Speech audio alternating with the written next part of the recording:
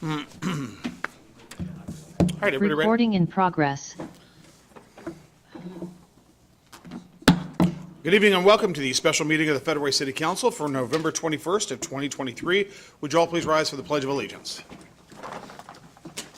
I pledge allegiance to the flag of the United States of America and to the republic for which it stands, one nation, under God, indivisible, with liberty and justice for all.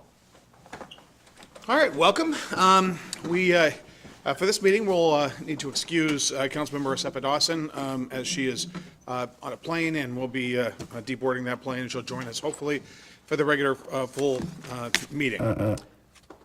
All right, now we've got, we are here for a study session for Parks, Recreation, Open Space, or the PROS plan, which will include the Brook Lake Master Plan, the Steel Lake Master Plan updates, and I'll kick it off by recognizing Jason Gerwin, Deputy Parks Director.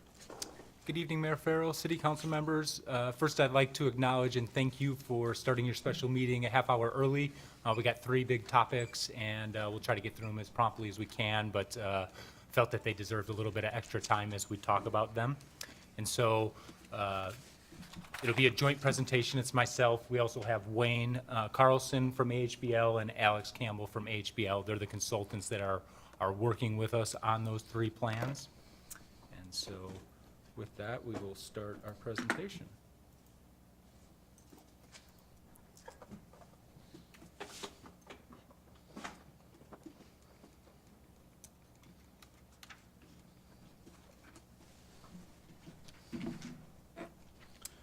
And so I wanted to provide you a little bit of background information. Our current Parks, Recreation, and Open Space plan is valid through 2025, but we are working to update that plan early, kind of for 2 reasons. One of the main reasons is coming out of the pandemic, we wanted to make sure that our priorities still align with the community. We finished that plan right before going into the global pandemic, and so has the cities and communities' priorities changed coming out of that global pandemic. Additionally, we are in the process of updating our comprehensive plan, and we have never had a parks chapter in our comprehensive plan, and so there was a desire this year to have a parks chapter. So part of AHBL's scope of work is to create that chapter, do the PROS plan update. With that being said, we felt like it would be a disservice. We have 2 properties that get a lot of use. One is rather new, and that's Brook Lake. And so we didn't feel it would be appropriate to do a PROS plan update without doing a master plan of Brook Lake. There's a lot of community interest and a lot of good ideas out there, but what do we want to designate as a city for our priorities for that park? And just to let you know, I know you guys are aware we were working on the demo of that hall. The hall demo was actually completed today. I've got a couple pictures I can show you a little bit later. But since we don't have a master process, what is the best use for this property with the community? And so the other thing the master plan will allow us to is kind of a simple way for describe a master plan is it's a nice picture and a map with a lot of good ideas on it, but there is no funding, there is no approval of any of those projects. It says that's going to be our compass, and that's going to be the direction we head on that property. So then 3 is Steel Lake Park. Steel Lake Park is one of the crown jewels of our park system. It was a park long before, or it was an open space and recreation property long before it was a park and taken over by King County. We received that as part of the incorporation package in the parks from King County, but literally it gets so much use, it's loved to death during probably what we consider like the 25 weeks of summer. A good majority of those days we're having to close the gate because it's at capacity and you can't fit any more cars in there. And so again, we need to do some major capital improvements there. The parking lot is crumbling. A lot of the infrastructure is old, and so we've got to prioritize where we're going to put our capital dollars there. So that's kind of the outline and what we're looking at doing tonight. As part of this whole process, we are working on a tight timeline, and we mentioned that when we move the King County levy dollars to fund this work. But we are trying to do a significant amount of outreach. We'll probably try to wrap that outreach up at the conclusion of the year. It may go into the first 2 weeks of January, but we really need to get that compiled, hand it over to AHBL so that they can start incorporating it into the draft plans. And so kind of the outreach we've been doing, we did a big survey at Red, White, and Blues, got a bunch of responses there. We have what we're calling Help Us Grow Our Parks. If you look at our main city website, you'll see that banner that's on the screen now. And you've got a couple links both for the pros plan, Brook Lake and Steel Lake master plan updates. Those links are provided there, as well as we've got a series of public meetings that we'll look at kind of here. Green, you can see we're at the council study session tonight. A lot of these dates are listed as tentative, but they're fluctuating as staff and the consultant can get through the work for those next steps. We're here tonight to discuss the level of service. We do want to discuss that level of service with the public as well. We held one public meeting on the master plan process at both for Brook Lake and Steel Lake. I can tell you we were ecstatic with the turnout. To see a full room at the Federal Way Community Center with people engaged and interacting was maybe a first in my 17-year career with the city. So it tells you how much interest is out there in the public on them. We'll be briefing the Planning Commission on the 6th, and as you can roll through the presentation, you can kind of see that, but we're shooting to kind of get a good wraps on this by community development needs a good draft by kind of that March timeframe as they go through to approve the comprehensive plan and that review process. And so tonight we're gonna talk a little bit more about kind of the project. Did that get in there twice?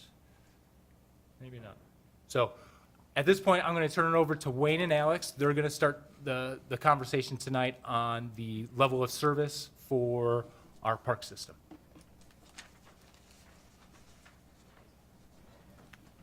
Great.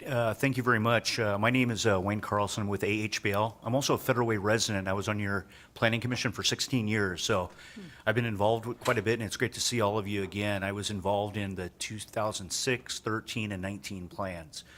So before I kind of turn this over to Alex, and I'll obviously be here for questions as well, just want to let you know how this all kind of fits together. So the PROS plan, and many of your faces are familiar, but there's a few new ones, is really a policy document. So it's kind of like a comprehensive plan for the park system. So it includes goals and policies and objectives. It also includes demographic information to make sure that that plan is serving the demographics and the population of Federal Way. It's premised on a robust public engagement process so that these goals and policies are undergirded by some kind of formal sentiment by the community. And then finally, it includes a capital facilities plan. So there's the inventory, there is the demographics, and then you kind of look at those together to make sure that you have adequate parks and facilities to meet that need. And that's what we mean by levels of service. So when new parks or very large popular parks from time to time need master plans for them. Brook Lake is kind of a newer addition to the city's portfolio. That's why we're doing it for Brook Lake.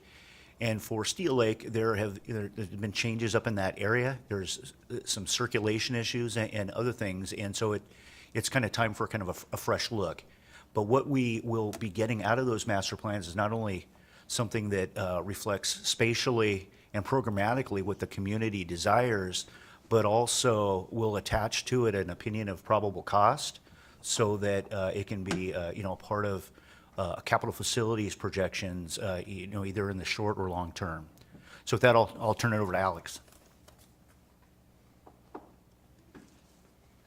Alrighty, thank you, Wayne. My name is Alex Campbell, also with AHBL. Pleasure to be in front of you guys tonight. As Jason and Wayne have described, we're undergoing 3 kind of major objectives with the PROS plan update and 2 parks master plans. So with that, I want to just go through kind of some of our major project objectives, a little bit more detailed timeline of the scope of our overall project, and when we anticipate some major thresholds in that project timeline. Give a brief overview of our parks visioning meeting for both Steel Lake and Brook Lake, review our existing levels of service and the adopted PROS plan, and then take a look at where we might identify some existing deficiencies and where some deficiencies might occur as the city continues to grow, and then take a look at just broadly what the next steps are and any questions that you guys have. So with that being said, as Jason kind of identified, our major objectives with this process are to conduct master planning for both Steel Lake and Brook Lake parks, update the pros plan, and importantly, from a timing perspective, integrate the findings and updates of this pros plan into the city's comprehensive plan, as Jason identified, creating a new parks chapter in the city's comprehensive plan. And really what that does is ensure consistency between these two major policy documents. In terms of our pros update timeline, we have it broken down into some discrete tasks. Where we are is about halfway generally through the process. We want to wrap up this overall process. We're anticipating by the end of March. So that way we can incorporate all of our findings into the city's comprehensive plan update, which is due to be adopted by the end of the year, but programmatically, most of those chapters need to be updated by probably about the June timeframe. So we want to make sure that all of our work is wrapped up and completed, and we can hand over a complete package to community development for adoption into the comprehensive plan. With that being said, our first task was initial evaluation, collecting a lot of data from the city, getting a lot of background information in terms of what has changed since the existing plan was adopted, what are some specific data related to both Steel Lake and Brook Lake parks, so that way we can incorporate that into our master planning process, and then preparing base maps for public consumption and feedback, which is part of the public meeting that we conducted. Following that, we met with the Parks and Recreation Committee here at the city and reviewed some of the pros, plans, goals, policies, and core values. Really what we wanted to do was essentially a gut check of, let's take a look at all of these items in the existing pros plan that's adopted, get some feedback on what's working well, what's not working well, and what needs to be updated in association with this plan update process. Following that, we kicked off our visioning workshops. This is where we engaged with the public at large, took our Brook Lake and Steel Lake master plan base documents, as Jason said, had a public meeting in the Federal Way Community Center, and we had a full house for sure. I don't know the room capacity, but whatever it was, we were at it. That's for sure. It was almost standing room only. So a lot of great turnout, a lot of great feedback. And really what we wanted to do was provide the public an open opportunity to give us their ideas. We're going to take everything that we heard, consolidate that, categorize it, and then return what we are considering 3 site alternatives. Essentially, what we heard, produce 3 design alternatives for those parks, re-engage with the public, find out what they like, what they don't like, and then recalibrate once again. So task 3 was that initial visioning workshop, starting to get public feedback at large. Task 4, which is about where we're at in the process right now, is reviewing our level of service standards. You'll hear more about that as the presentation goes on, essentially identifying where our level of service deficiencies exist today and where we anticipate they'll be not only in the time difference between the adopted pros plan and today, but from today to our 2044 planning horizon for consistency with the comprehensive plan. Task 5, alternatives workshop. That's what I just previously described. We're going to take all the feedback that we got on the visioning meetings for Brook Lake and Steel Lake parks, start to put together 3 design alternatives, re-engage with the public, and essentially repeat the process, get the feedback of what they like, what they don't like, and then consolidate those into task 6, our final open house. That is our final preferred design alternative for each of those parks. We're going to take all the feedback that we got and put together one final master plan for public consumption, and then find out once again what the public likes about that final design alternative, what they don't like about it, what could be improved, what could be changed. And then we'll turn around and produce the final designs for those master plans of both Steel Lake and Brook Lake. And that will be taken to the Parks and Rec Commission once again for their review, input, and ideally recommendation to you guys, the City Council, to adopt this in our pros plan update.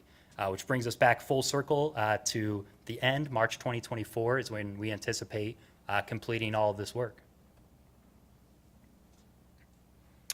In terms of the Parks Master Planning process, so this is for Steel Lake and Brook Lake specifically. So we held our public meeting on October 22nd. This was towards the end of the meeting, so when I say there was a full house, it really was. This picture might not do it full justice. But really what we wanted to do was separate that public meeting into 2 phases. We wanted to receive group input, which essentially means in a group setting, we're asking what do people like, allowing people to raise their hand and say it in a group setting. We would put the response that we heard up on a board, and then as we continued the meeting, attendees could come with a sticker and essentially vote for the items that they heard or that they liked. And that way, we're giving people an opportunity to vote for things that they like without having to say it themselves, essentially a little less pressure on a public meeting side to allow people to engage with the process without feeling like they have to come up with the content on their own. The second half of our visioning meeting was more of an individual setting. We had handouts which are similar to what you guys received in your packets for both Brook Lake and Steel Lake. And that allowed members of the public to either write down their feedback on their own and provide it to us at the meeting, draw on the maps to show us what they wanted to tell us, or perhaps take it home, give it some more consideration, and turn it into us at a later date. So this is just an image of our parks boards. So these are both the Steel Lake and Brook Lake Park Master Plan base maps that we put together. And the sticky notes that you see there are the ideas that we heard. And all the individual blue dots on there are the votes that the members of the public weighed in on as the meeting went on. With that being said, the city survey is still online and active. And we would love to get you guys' feedback as well. Like I mentioned, both of these maps and comment cards are in your packets, I believe. So feel free to take a look at this information. This is really an open-ended exercise intentionally. It's meant to be flexible. We want to hear all your ideas, small or grandiose or anywhere in between, and then we can incorporate that feedback into what we hear and incorporate that into our design alternatives moving forward. Okay, level of service standards. So this is a pretty major component of our PROS plan. Essentially, what a level of service establishes is a quantitative measure of certain facilities that the city provides. For Federal Way, this metric was established by park space acres, or for trails, miles per 1,000 residents. And really what that allows us to do from the planning and policy perspective is start to identify where we might have some deficiencies in certain types of amenities, whether that's smaller local parks, larger regional parks, the in-between community parks, trails. This allows us to take a measurable threshold and create policies to close the gaps, if there are any, or identify areas that are working well and continue to have them operate well. LOS standards, level of service, LOS, are important because mainly they are required for PROS plan certification. PROS plan certification makes you eligible for some additional grant funding. And essentially, if you have a PROS plan that's not certified, you can potentially be leaving money on the table. And obviously, we want to take advantage of any grant funding available. Not only does having an adopted PROS plan create a great policy standard for the city moving forward and an expectation for the residents of what the city anticipates for their park facilities, but obviously the grant funding is added bonus on top, or being eligible for the grant funding. As I mentioned, level of service standards are a performance measurement, and they can take the shape of really a lot of different ways. As I mentioned, the currently adopted standard for the city of Federal Way is acreage for parks or miles for trails per 1,000 residents. So that's a quantitative threshold that we can aggregate and start to identify, as I mentioned, some of these areas where we're checking the box or where there might be deficiencies. With that being said, here are the city's currently adopted level of service standards that's broken down by regional parks, community parks, neighborhood parks, open space, and trails. All of the park spaces are measured by acres per 1,000 residents, with the trails being measured miles per 1,000 residents. And these numbers that you'll see tonight are in the currently adopted PROS plan. A major element of our update process is going to be looking at updated demographics, not only for today's population level compared to the 2019 PROS plan, but also, like I mentioned, projecting forward for consistency with the comprehensive plan's 2044 growth targets. As we start to dig into some of these existing level of service standards, we can start to identify some of these areas where there's either an abundance of park space based on the threshold established, or there might be a need based on the population levels. So this is where we can break down where the level of service is being met currently or where there's a future need. In terms of regional parks, currently in 2019, I'm sorry, the city met the level of service standard for the park acreage, exceeded it by about 2 acres. So when we're looking at the threshold established at 2.6 acres per thousand, that's when we start to realize the city's continuing to grow, and we need to start to look at additional park space to meet our level of service that's adopted. One important note that I do want to direct your attention to is our inventories are broken down by both the city number and our city plus potential annexation area number. And that's important because the PAA population numbers are obviously going to be larger than just the city numbers, and that has an impact on level of service standards as well. And what this really does is allow the city to start to contemplate for the potential annexation area, what kind of park facilities will be needed should we annex in the future. Allows you guys to start to put some policies in place prior to annexation to ensure compliance with some of these policy materials. With regards to community parks at 2019, we had an abundance of acreage. And when I say that, I don't mean that we need to reduce the number of acres, obviously. It's just that in terms of the benchmark that's established, we're exceeding that. And from my perspective, that's a benefit, not only in terms of the pros plan, but for the community as well, to have an abundance of parks compared to your adopted level of service. Neighborhood parks, similar. We're at an abundance across the board, city including potential annexation area. Open space, typically the major difference between park spaces and open spaces is the level of programming. Open spaces are typically either preserved in their native state or significantly less programmed than park spaces. And this is where we start to see a deficiency in the future abundance or need.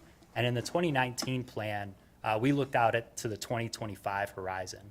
So when we see potential need like here, looking into the future of the 2025 population numbers, what that essentially means for our purposes today is that need has been exacerbated because the city has continued to grow over this time horizon. And then we need to account for any additional park facilities that have been added since the 2019 PROS plan. With regards to trails, obviously BPA is the big one, but this is where we can start to identify and really lean into some policy language in the PROS plan. One item in particular that sticks out to me is connecting park facilities to the trail system. And this is an area where we can identify, okay, maybe at the 2019 stage we weren't meeting our level of service. What sort of policies can we put in place in this PROS plan to ensure that we get closer to closing that gap? So with that, all that being said, what do those level of service standards mean moving forward for this PROS plan update? Really what that means is we need to update 2 major elements for this level of service check-in for this plan update. And that would be 1, updated park inventory since the 2019 PROS plan. So we want to account for any new acreage and facilities that have been provided since the 2019 plan. And also importantly, we want to update it based on population currently and our 2044 projections. So that way, our level of service standards, what you can expect to see is similar tables to this with the current abundance or the current levels taking into account our current population and the future needs taking into account our 2044 planning horizon. With that, that kind of buttons up the level of service piece. Next steps for the park visioning and master planning. Like I said, it's an iterative design process. We have our visioning meeting done and completed. We're aggregating feedback. Once the city closes that survey, we'll take everything that we heard, compile it, categorize it, put together 3 alternatives for each site, take that back to the public, get their feedback, bring back 1 final design alternative for 1 more round of feedback, make any changes that we hear, and then we're ready to go. And then we're ready to get that adopted into the PROS plan is the idea. So with all that being said, we would love for you guys to stay engaged in the process. We would love to hear back from you guys on the materials that you got in your packet. Want to make sure that you guys have similar opportunities as members of the public that show up. So any feedback that you guys have, I would love to hear it, and we'll take it into consideration as we put together these design alternatives.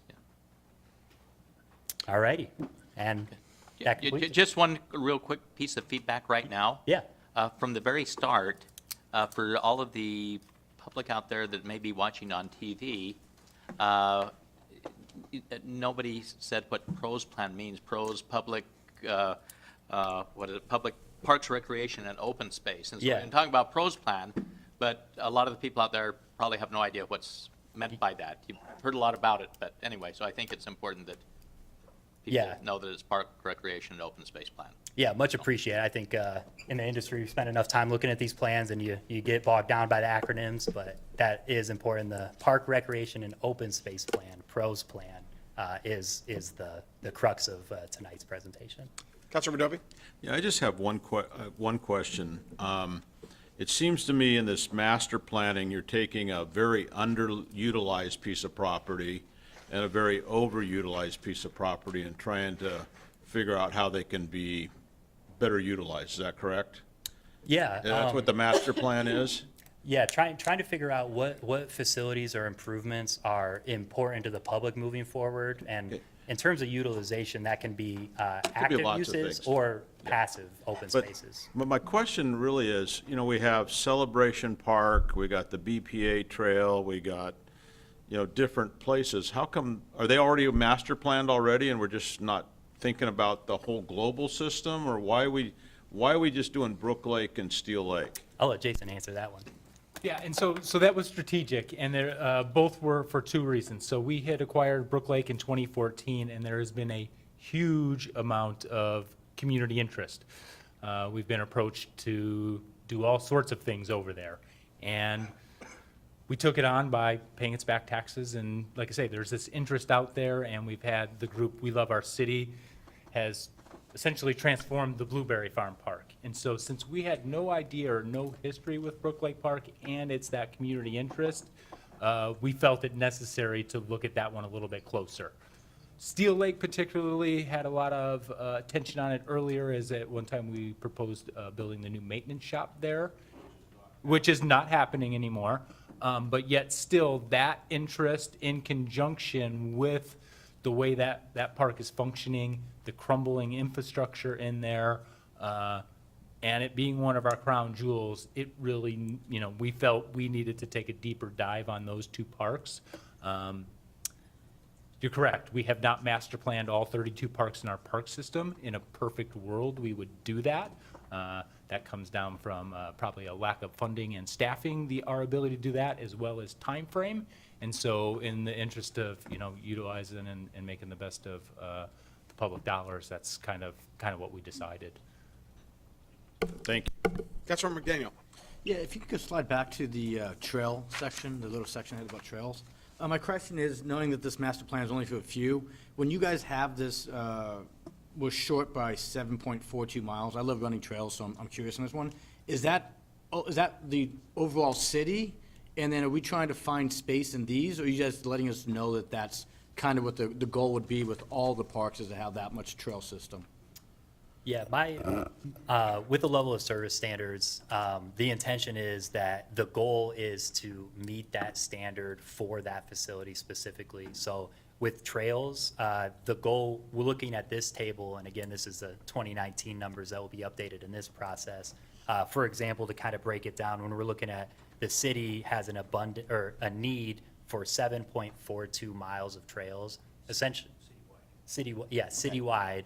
Essentially what that means is based on the population levels and our adopted level of service standard of 0.2 miles per 1,000 residents, it's kind of a numbers game. We're just short when we look at our total number of miles.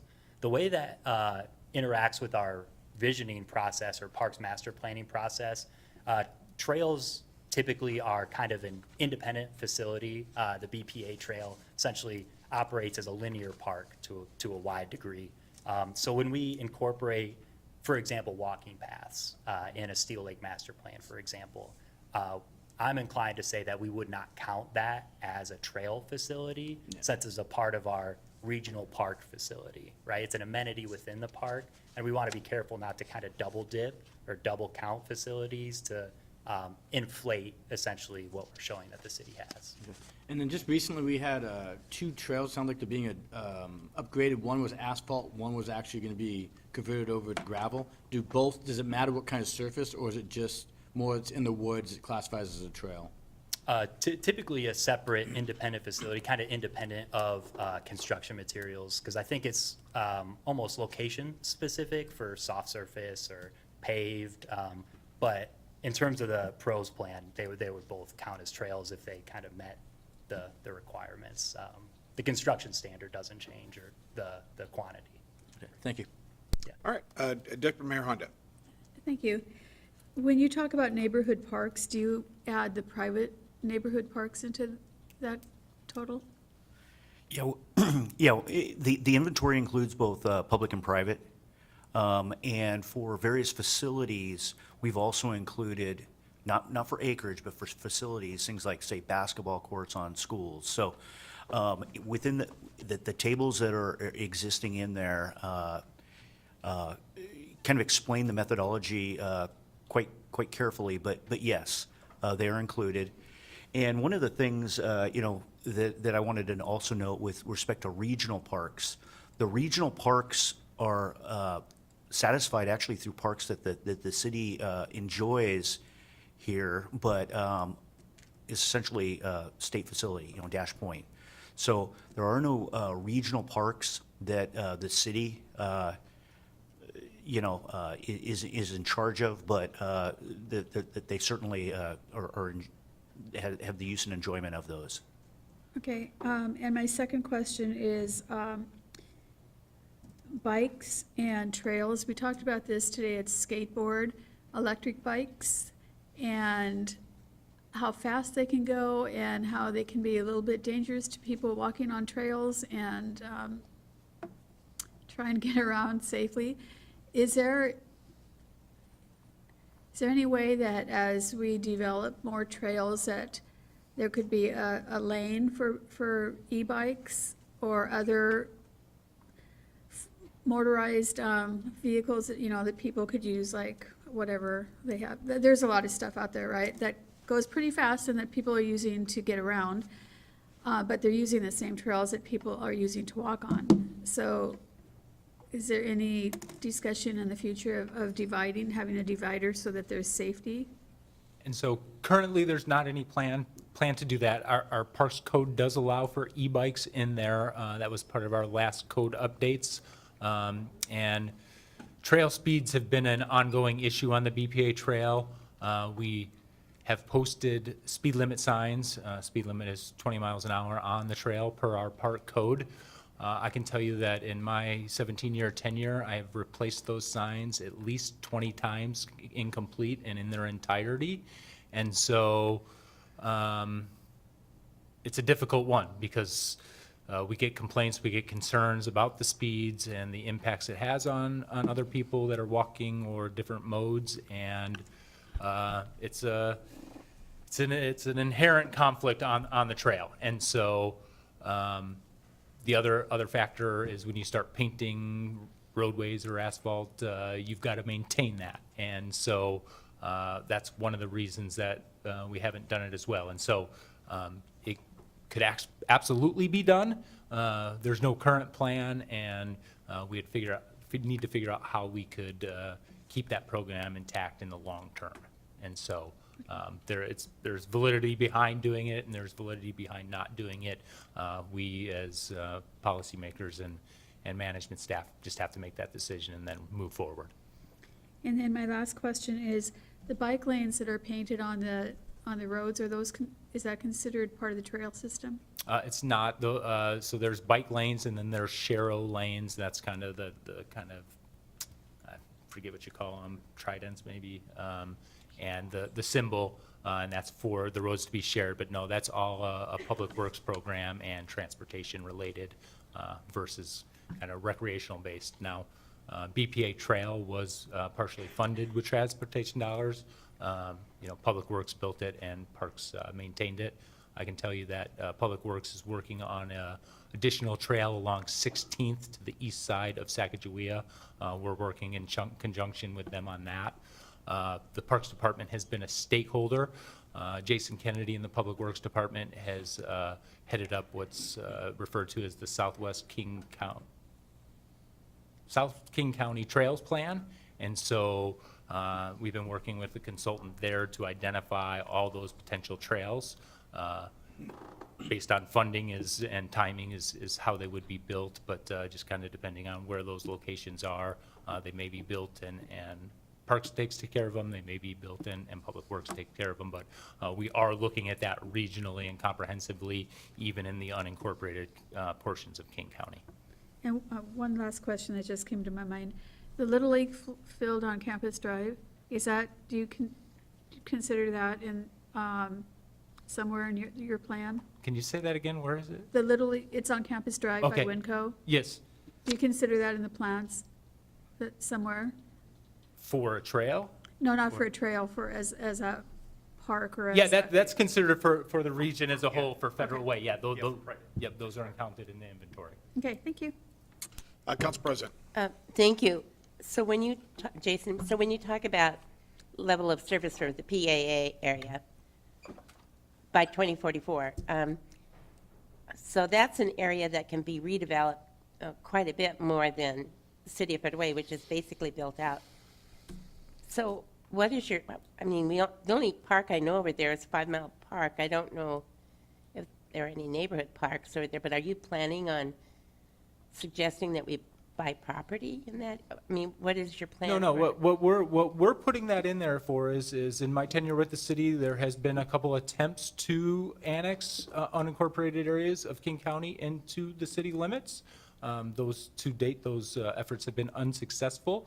And so this has been part of our plan going back to the early 2000s because that was a topic that was a little bit more on the forefront of the minds of council and the community. And so there's continues to be that potential that the city can annex things if it so chooses. And so we want our plan to show that potential. So if that comes forward, we don't have to do an additional study. It's Sure. already So- part of our plan. The only thing I was thinking of was it's about 3 miles more of additional space plus additional population. So would that keep us from getting grants because we don't show that as so many parks per thousand? Yeah, no, ma'am. That's an alternative way of showing, right? What it shows is we show a level of service based on what's just in the city, and that's what we would be graded on in regards to a grant. Yeah, we would not take Yeah, any negatives from. And I'm from glad showing you're that. doing that because I think that at some point this council needs to have a discussion on whether they want to discuss the PA area with the citizens of that area, whether they want to come to the city. And I think, if crime continues the way it's been, they may want to join the city of Federal Way. It would depend, but we should start maybe having discussions. Yeah, the only thing I was going to add was, I think it just kind of informs you, as well as folks within the PAA, these are the park services that that are currently enjoyed within the city's corporate limits. This is what we have now, and, if we were to, annex that area, that how that might change the calculus, and also just whether that would, folks would be, maybe more attracted to the city of Federal Way, because right now, the city is providing more parks acreage per thousand than is currently being provided in the PAA. So it's really just something, to kind of have in your back pocket if and when those discussions happen. Thank you. Councilmembers Tran, Walsh, and Dovey in that order. Councilmember Tran? Thank you, Mayor. Thank you for your presentation. I just have a question in regards to the level of service. And if I missed information earlier, I'm sorry. But, so take a look at this current service level, 0.12 miles per 1,000. Did you want to talk about trails, or you want to look at the park system as a whole? The trial service. Okay. Yeah. So What does that mean? Where did we get this number? Is it a national standard, regional, or is this something that we come up with our own? Yeah, where these numbers were originally derived from were the NRPA, which is the National Recreation and Parks Association, and some of these numbers are fairly old, and we really haven't changed them much. And the reason we haven't changed them much is sometimes also so you can see your performance over time. So that if you were providing say 0.2 acres or 2.2 miles of trail per thousand in year 2006 when you first did the plan and had an extra, say mile of trails, and by 2019, using that same metric, you were, 7.5 miles short, you would, maybe come to realize that we haven't been building trails to meet our adopted demand, our level of service standard. Now, all that being said is a city council and folks like yourself can customize those standards. So we have standards here for acreage and miles, acreage for various park types as well as miles. But some cities, as well as certain specific facilities like basketball courts, soccer fields, that type of thing. But certainly communities customize that for their own demographics. And that's why we include demographics as part of this. So for instance, if this was a senior citizen type community, we wouldn't care if we were meeting levels of service standards for skate parks, because they probably wouldn't be in demand. So the level of service is generally a national standard, but then we kind of customize to fit the unique needs for the city of Federal Way. You mentioned that this number is quite old. Do you happen to know how old are they? I'm sorry.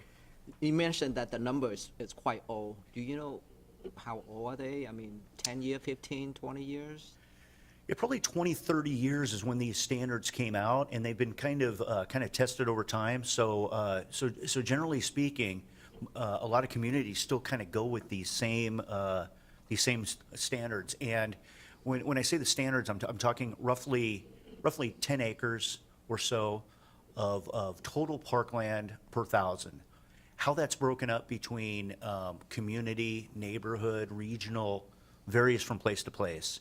But that's kind of I don't want to say a bright line, but it's a standard that is widely adopted by communities throughout Puget Sound. And when we originally came up with the level of service, or when you originally came up with the level of service, we shared with you what other communities were doing for similar park types. So, Thank you. Councilor Walsh? Yeah, you mentioned that Dash Point Park is included in this. Does that include the miles of trails in Dash Point Park as the trail miles represented here? It's an estimate. Admittedly, that the trail miles are the most difficult thing to calculate. We have good estimates of the trail miles for city facilities, obviously. And we reached out in the previous iteration to the state regarding trail miles. So I think we have a good estimate. It also only includes that area that's within the city. So it doesn't include all of Dash Point, because some of that's in Tacoma. Right. Yeah. All right, thank you. Councilor Dubey? Yeah, a couple questions come to mind. You talk about current service and the PAA. It's, what we would need if we ever annexed, I guess is the way I'd put it. I think that sends the wrong signal to doing this project, because I don't anticipate, unless somebody up here says, hey, we want to annex something, we got a plan for it, but it's not our responsibility to put that into our comp plan, as it seems to me that that's a little stepping too far forward. So I wonder how you make that different, and so people understand that we're doing what we're supposed to do in Federal Way, because your number is going to be skewed much higher if you're using the PAA area as part of the requirements. Am I missing it, or is that what you're proposing we do? Well, we actually have those very, very different. They're never really kind of combined. We do have something that shows what the city is, what the PAA is, and then what the city and PAA would be. Right, But we could certainly kind of pull that out. It's really more of an antecedent from a previous plan, when I think the city may have been kind of actively looking at it. We, But doesn't that skew the numbers if you're saying the PAA in the future? When I look at these numbers, it shows that we're not up to where we're supposed to be, or am I missing that? no, you're certainly right. There are fewer parks per thousand there, and so if tomorrow that area were to be annexed, it would skew all the numbers down. It would skew the numbers, but we're not required to put the parks there because we don't. Correct. I mean. Yeah, You're absolutely. making a business plan that assumes we're going to do it, and the responsibility shouldn't be on our citizens that are here now to manage to something that may not happen.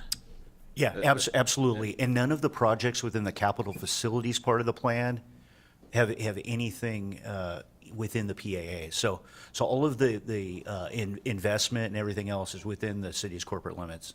Yeah, I understand the investment, but the numbers make it look like we're not doing what we're supposed to do for our citizens, or am I missing that?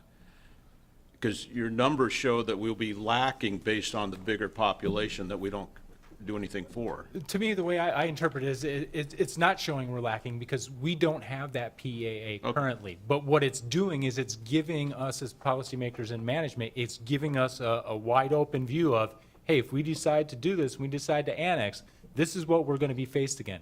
Just like early in the year when we were adopting park impact fees, we added 2 parks to our current PROS plan because we knew that there was a deficiency in those areas. And so, to me, this is just giving an alternative look, but that's not what we're held to. What we're held to is kind of that top line. Okay, well, I kind of disagree on the numbers, the way you're And if quantifying that's a them. desire of council and the direction from mayor and council is to, let's remove that portion of information, we can absolutely Or do at least delineate it so people understand what we're responsible for and what we have signed up for versus what could happen in the future if all of a sudden the state says you have to take this annex area or something, because, anyway. And the other question I have is, what kind of credit do you give for playgrounds that are on school districts? Do we have any credit in here for those acreages in those parks? For facilities, yes. For acreage, no.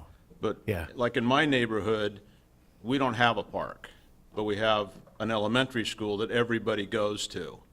Now, shouldn't there be some thought about that? I mean, the schools aren't gonna, they put fences all up, but they let people go there. So how does that factor into this plan? Yeah, the way it's currently factored in is we include it for the facilities, the basketball courts, the tracks, the rectangular athletic fields. So we count those in terms of the numbers of those, per 1,000 people.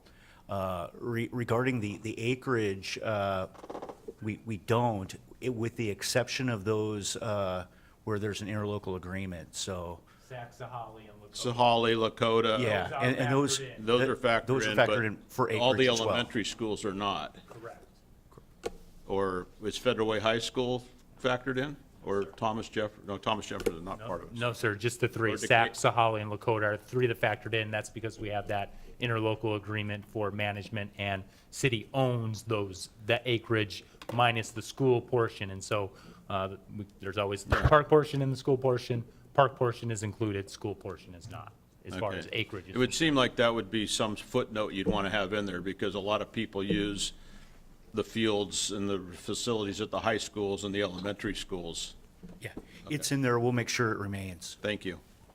Okay, let's now transition to the Brook Lake and then Steel Lake. Yep, and so, this is where we kind of we've had the public meeting and all of that, and so we know that you guys hear from constituents and wanted to just have that open dialogue or conversation as AHBL is preparing to do those master plans, things you've heard, things you would like to see changed. What do you love about the park? What do you hate about the park? Because we value your input, want that input included, and so I think we just go alphabetical order, and if you have thoughts, things you've heard on Brook Lake, we would love to compile that information. Council, anything on Brook Lake first? Deputy Mayor? So with, excuse me, so with Brook Lake, will there be, I know there's been discussion of having the Historical Society of Federal Way perhaps have something over there? Is that still a discussion? Like I said, there is nothing that is off the table. That was heard. We know that there's interest from the Historical Society. We know there's been interest in the past from surface water maintenance and their education component that they're required for. We have a couple of nonprofit groups such as We Love Our City and some others that are there. We do have the Hanrui Church that is currently in that building that has an interest. And so all of that's being thought of and going to be considered as alternatives for that property. Could that location be a welcome center for Federal Way? That's what I wanted, that's something that we've talked about. We agree internally. on something. We do. And that's, I think, the future of that, and I think that that's not a permanent tenant, which shouldn't be. Right, We own it that should- property. it's ours. It's ours, Yeah. yeah. Well, and so Welcome Center is that's kind of the first time I've heard that coined term. But what I'd always heard it as was kind of a nature or interpretive center, that had maybe a historical component in that.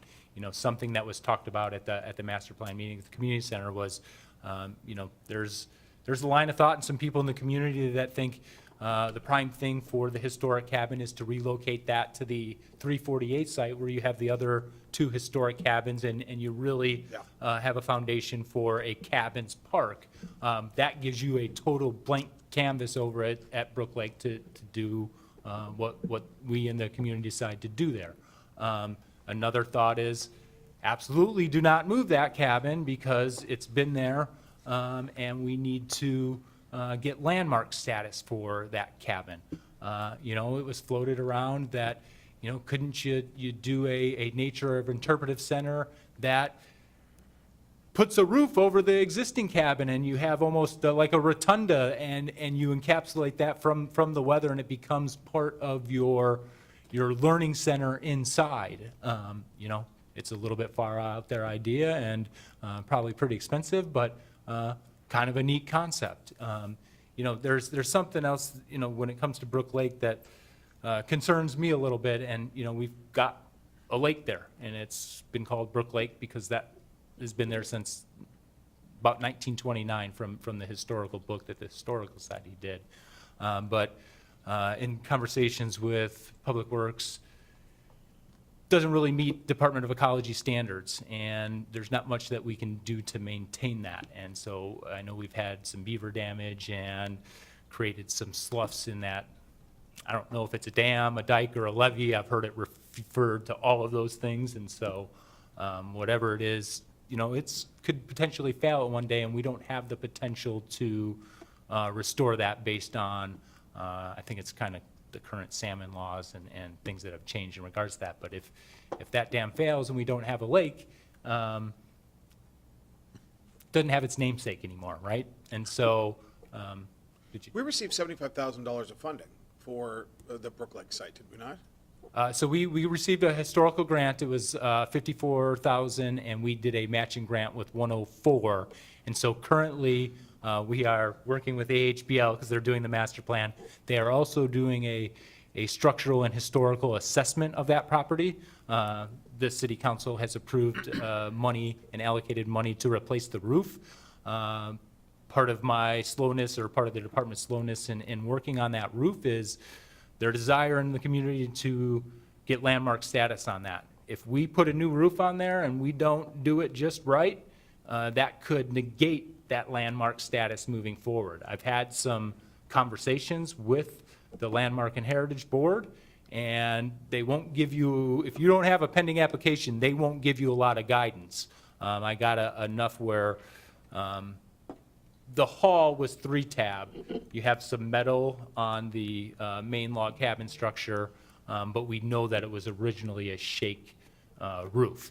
And so what I'm trying to do is work through and make sure that, because we want to keep all of our options open, right? I don't want to put a roof on it and that negates us from being landmarked, but we also need to preserve that structure, and without a roof, we're struggling there. And so we've looked at replacing with metal. There's a new product called EnviroShake, which is more like a shingle, but it has that shake appearance. And I do know the Landmark and Heritage Board has approved Enviro shake roofs for other buildings because the cost of true cedar shakes is almost unaffordable I have these a days. question. They're not safe either. I mean, actually, True Cedar Shake is a dangerous product with fire. Yeah, go ahead. So, according to our ordinance, the property owner is the one who starts the process for a historical significant building. So as a council, do we need to vote on that so we can start that process? So to me, I think we're premature to do that. I mean, this body can do what it so chooses and make that recommendation.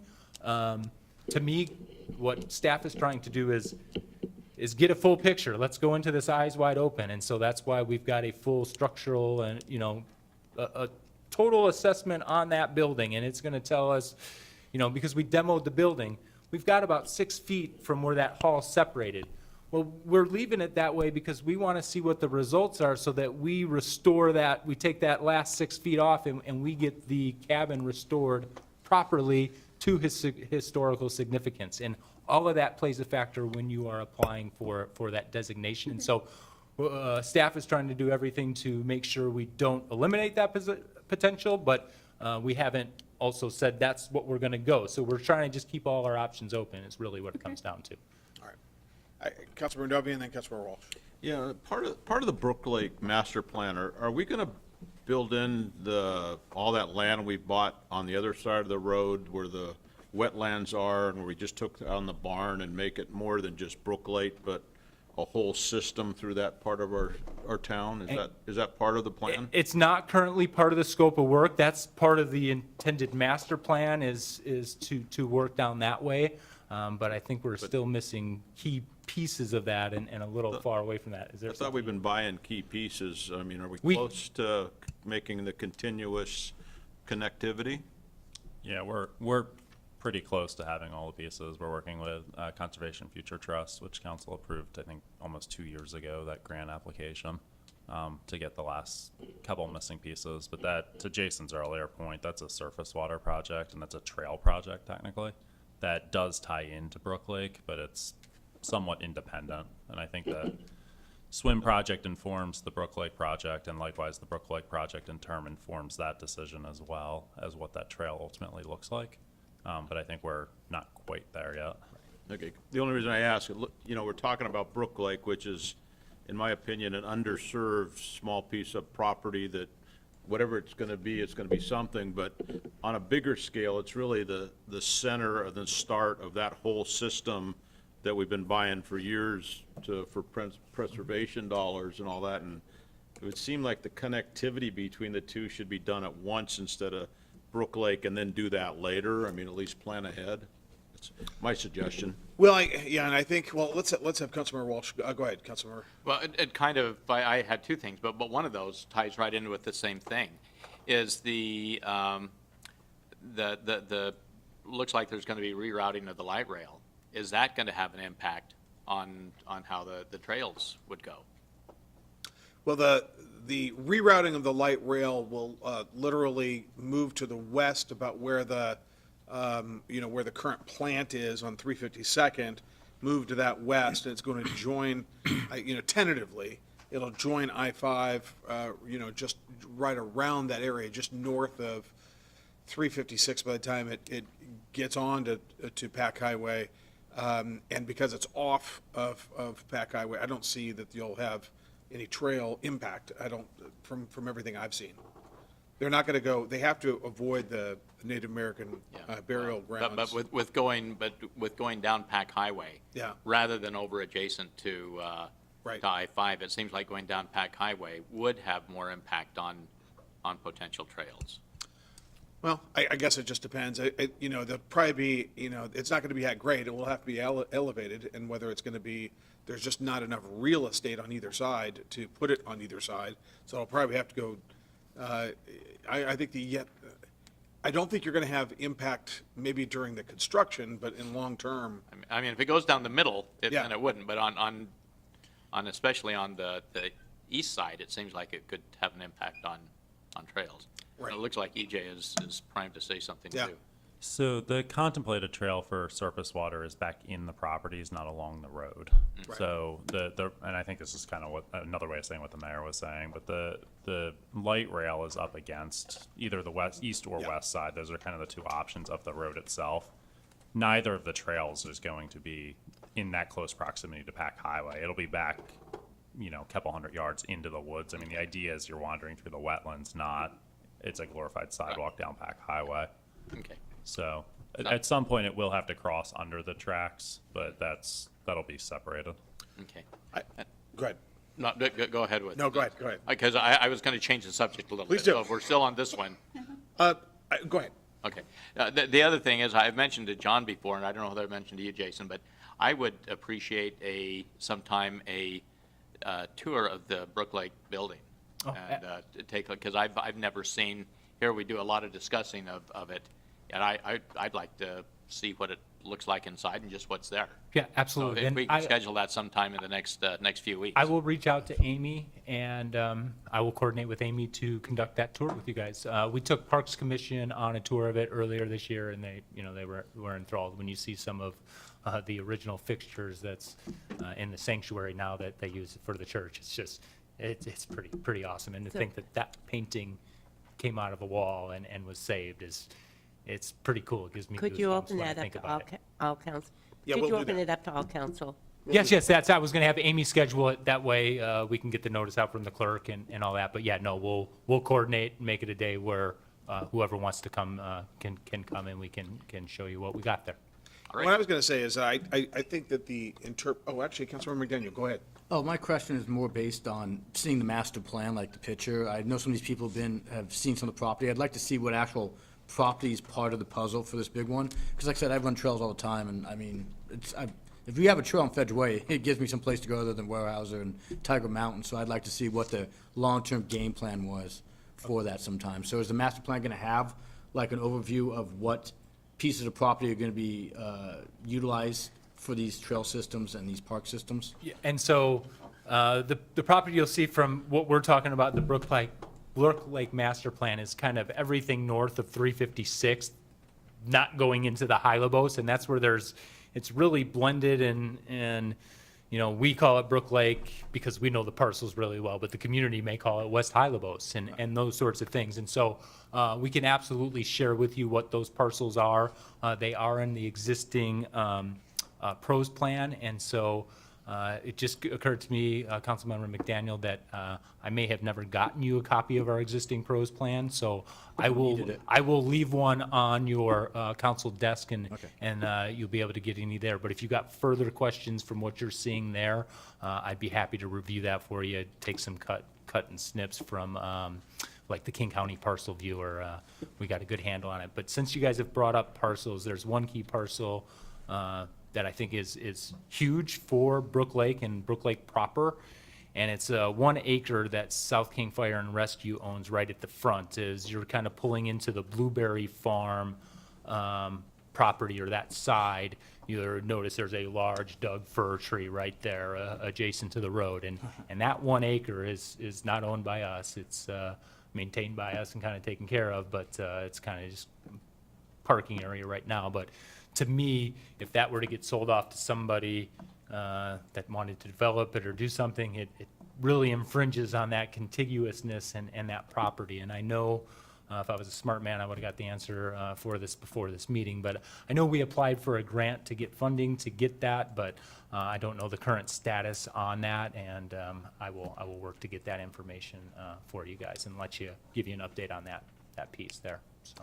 Well, what I was going to say is that I've always envisioned that, and the reason why we got this property is not only to use it for the historical piece of it, because it is so historic, and because it finishes the last piece of the Marks property and the Hylbus. It's the last piece of that puzzle, the 22 acres.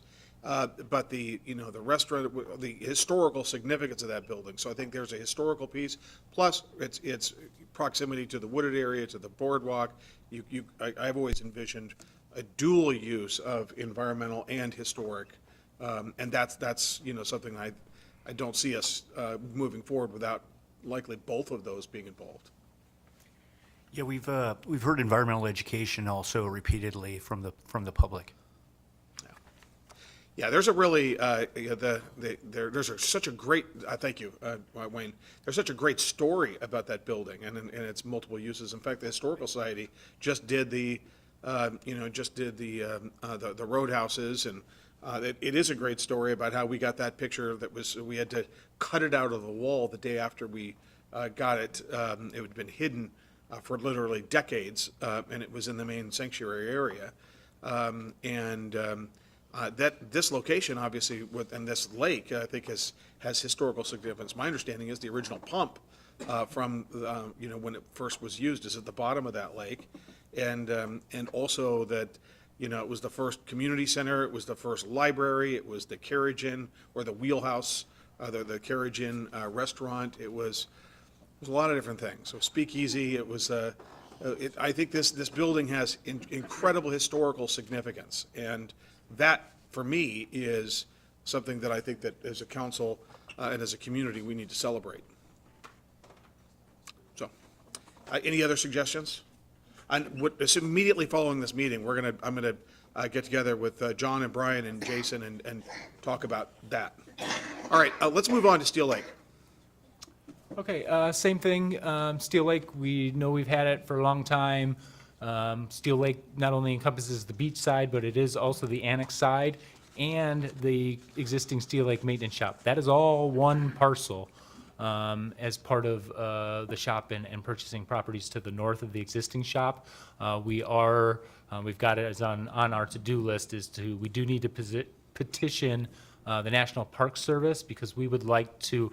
We don't know how the shop or the old fire station ever got rolled into that same parcel, and there's not good records of that with King County. And so, but because it's all currently one parcel, we will be petitioning to change the lot lines and separate out the shop, but we would still keep the beach side and the annex side as one park.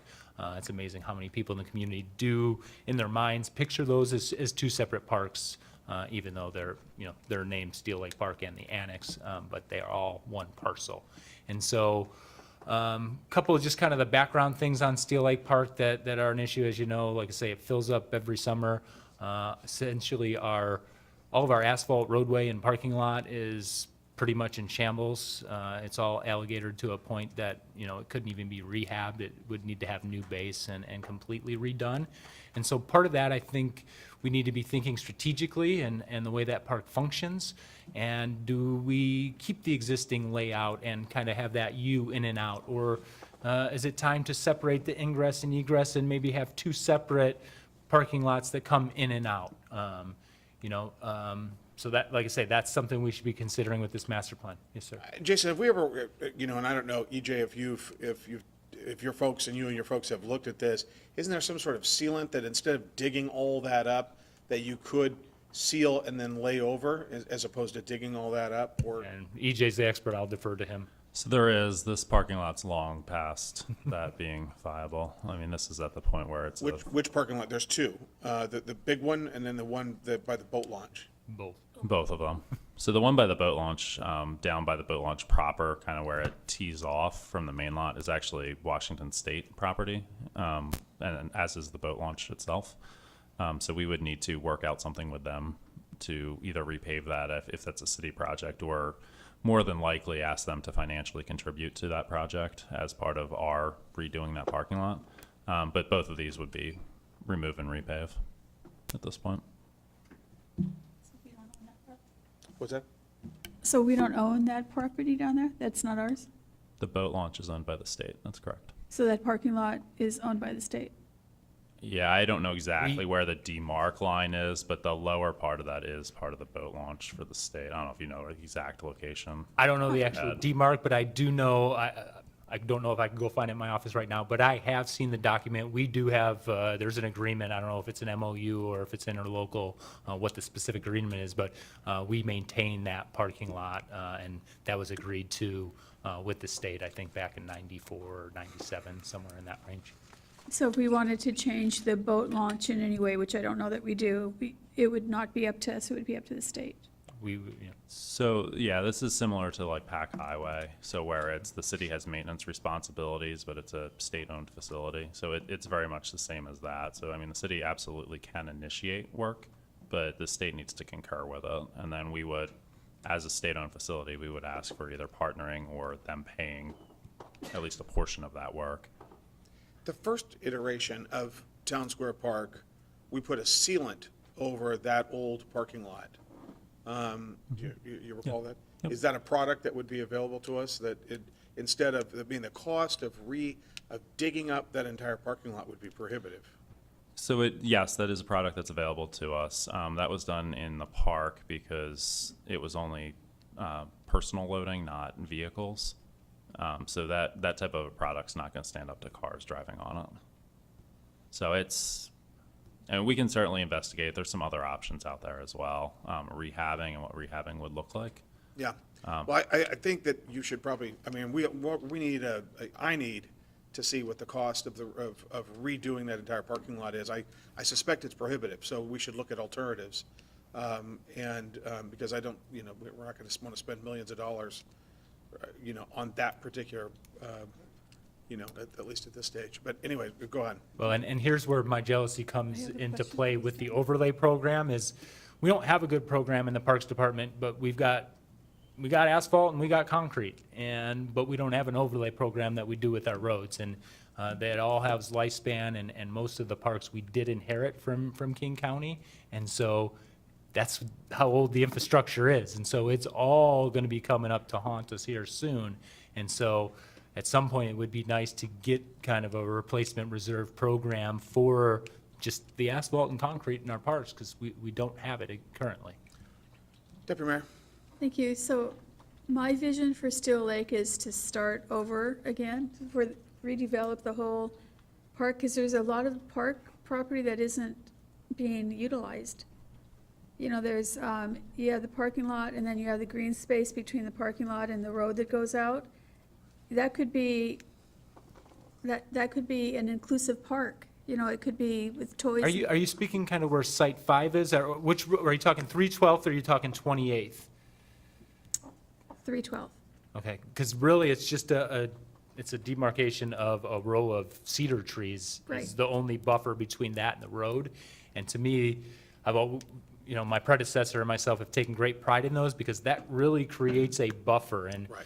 people have wanted to limb those up for sight lines and stuff like that, but the noise and everything else that would come in when you do that, I mean, that's the only thing kind of separating you from that Well, I'm roadway. not saying take those out. I'm Okay. saying that the rest of the park, there's a lot of space that isn't being utilized, that could be utilized a lot better, instead of having just a picnic table here and there.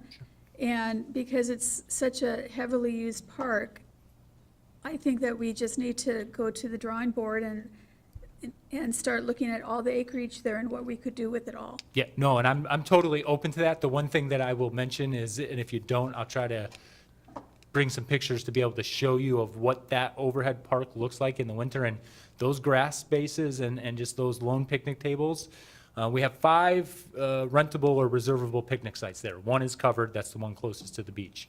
And so, but all of those are for kind of the bigger groups. You go in there on July 7th, July 20th, and overhead on any sunny day, definitely the weekend, you can't see the grass in there because there's so many people, whether it's blankets for picnics, all that sort of thing. So I agree, you could utilize the space, and it needs to be rethought, and that's kind of where I'm at and why I brought up the parking lots and maybe 2 different egresses. But we also want some of that space because that's where people's going. The other huge draw is, we got lots of water in this community, but most of our residents don't have access to it. So it's one of the public spots that has water access, and so that's another reason why it's gets so much attention and love from the community. I'm excited about redoing the Still Lake. I grew up there, I learned how to swim there, almost drowned there. It has so much potential. Yeah, you know, from when you first drive into the park, you kind of look off to your left or to your right and the east, and there's a big open area that seems wooded and seems like there's nothing back there. That's considered Site 5. It's our group camp, and it's where we kind of put our larger groups, and it is isolated and allows for that. And so there's been talk and stuff in our meetings where turn that into pickleball, turn that into, other things and fully develop that. And I view that with a double-edged sword because there's part of me that says, hey, this is great, we're getting more. But then there are so few areas where you can take a group of 500, put them back there, and the rest of the park never knows you've got 500 people back there. It's heavily used by our Boys and Girls Club for both soccer and baseball throughout the season, and it helps give them an isolated area. So I've got mixed feelings and opinions on all of it, but that's what this time period is on this master plan. Is no idea is bad, throw them all out there, and then we're going to have AHBL hash it out, and we're going to get to a preferred alternative over some time. Councilor Novi. I would hope that we err on the side of keeping as much green space and everything there. I mean, we on this council, when we were talking about putting the maintenance yard on the ball fields that aren't used much, this room was filled up with people talking about the trees, the eagles, the birds, the green space. I mean, when I look at Steel Lake Park, to me, that is not a pickleball mecca. It's not a redevelopment place to have all sorts of stuff. That is a retreat center with green trees and park-like grass and people hanging out in their bare feet. And if our master plan comes back and says, oh, you need to redevelop all this stuff and take away the open space that we have, to me, that's a non-starter. I do not want to. I'm just giving you my opinion today based on having sat up here, all of us sat up here, and all those people told us, whatever you do, don't take away the green spots. And so. Yeah, to me, it's not an amusement Yeah. park. We don't want to turn it into that. This is a It's a- regional, or it's community park that has a lot of history and a lot of good stuff. And so, wholesale changes, not necessarily, but I do think we gotta rethink it because it's been the same way for a long time, and where do we need to choose to put those investments that we make? Thank you. All right. Anything else? Councilor Walsh. Yeah, with that, I mean, I agree with that. I mean, it's, I want to see it preserved as much green space as possible. Mentioning pickleball, I mean, obviously pickleball's a big thing nowadays. With the pros plan, is there any parks anywhere that would be conducive to pickleball courts? So, yes, there are parks conducive to pickleball courts. There's also some property available within the community that John and I are aware of and have been talking with Brian Davis potentially about. But to me, it would be a mistake to go just throw up a new court somewhere. We have several locations that have tennis courts that are in disrepair. And there's been various levels and thoughts of getting those rehabbed over the years. Unfortunately, we haven't received those dollars. We have a huge pickleball community at the community center, and they get very upset in the summer when we kick them out because we have summer camp there. And so this year, we kind of did a pilot project, and we painted some pickleball courts at Sahali. Hugely successful. We got reduced complaints at the community center that they did actually have a place to go. And so, to me, that's the example of, that's the biggest bang for our buck as a city.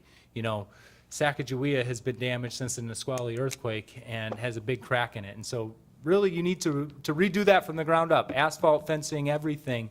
But you still see people out there playing tennis, even the poor condition it's in. I mean, it's safe, but it's not a competition court, and that's what I hear on a regular basis. And so to me, the wise investment for us as city leaders is to reinvest and redo those areas and make them joint function, both tennis and pickleball. Okay, thank you. All right. So with that being said, what I want to say is, coming out of this pandemic, we learned, parks are essential. And I appreciate your input and support. We're trying to provide this community with the best park system we can. And many times, John and hear that from other municipalities, parks departments, and how do you do it so good? And how do you keep your parks looking so good? And so I happen to go into the parks and see a lot of things that are wrong, but that's because I want to make them even better than they are. We've got a great park system. You all have always been very supportive of the park system.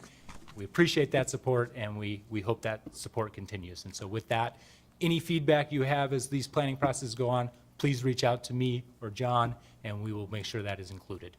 Okay, thank you very much. I would just like to add one thing.